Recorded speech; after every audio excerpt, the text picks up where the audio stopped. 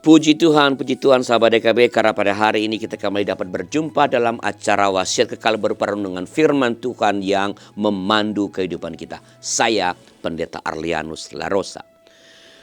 Renungan kita pada hari ini, Rabu 26 November 2025, ditulis oleh sahabat saya Pendeta Cordelia Gunawan, Ketua Umum Badan Pekerja Majelis Sinode Wilayah GKI Sinode Wilayah Jawa Barat, dengan judul Dikagumi dan Dibenci.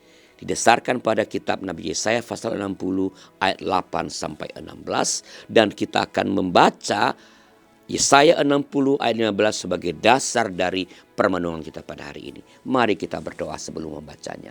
Bapa Surgawi, firman yang telah Engkau berikan kepada kami ini akan kami pelihara terus, dan ketika sekarang kami akan mendengarkannya, tolonglah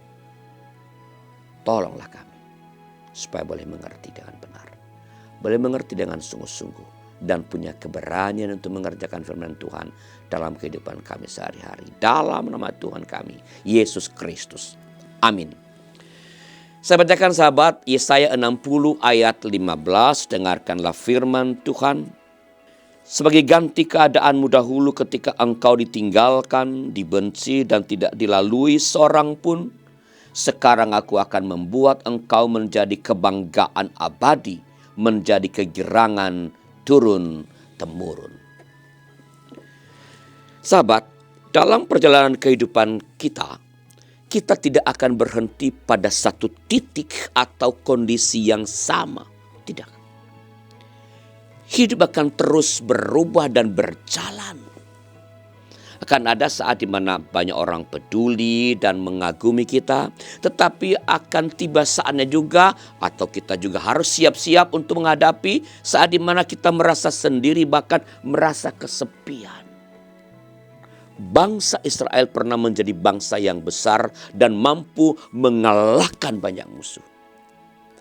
Mereka juga berhasil membebaskan diri dari tanah penindasan.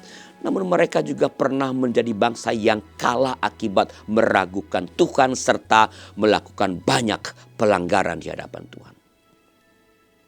Bangsa Israel pernah berada pada titik di mana mereka ditinggalkan, dibenci, dan tidak seorang pun peduli kepada mereka. Namun Nabi Yesaya mengatakan bahwa Allah akan mengubah keadaan itu. Mereka akan berubah menjadi kebanggaan dan kegirangan turun-temurun. Nah sahabat, dalam berbagai fase kehidupan yang terus berubah, ada satu hal yang tidak berubah, yaitu penyertaan Tuhan. Tuhan ada saat kita dipuji dan dikagumi, tetapi Tuhan juga ada saat kita ditertawakan dan tinggalkan. Tuhan ada saat kita meraih keberhasilan, tetapi Tuhan juga ada saat kita terpuruk di dalam kegagalan. Tuhan ada di setiap titik kehidupan kita.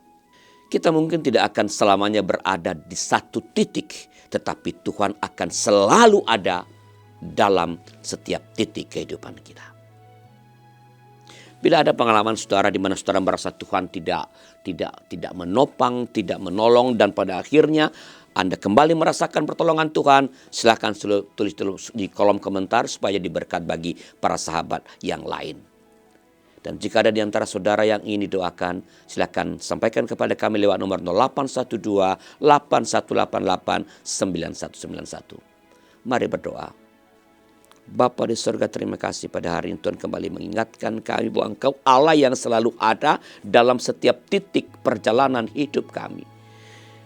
Biarlah ini boleh menjadi kunci keberanian kami, ketakgentaran kami untuk menghadapi tantangan apapun, karena kami tahu dalam keadaan apapun, ketika berhasil atau gagal, ketika dipuja atau dihina, Engkau selalu berada mendampingi kami.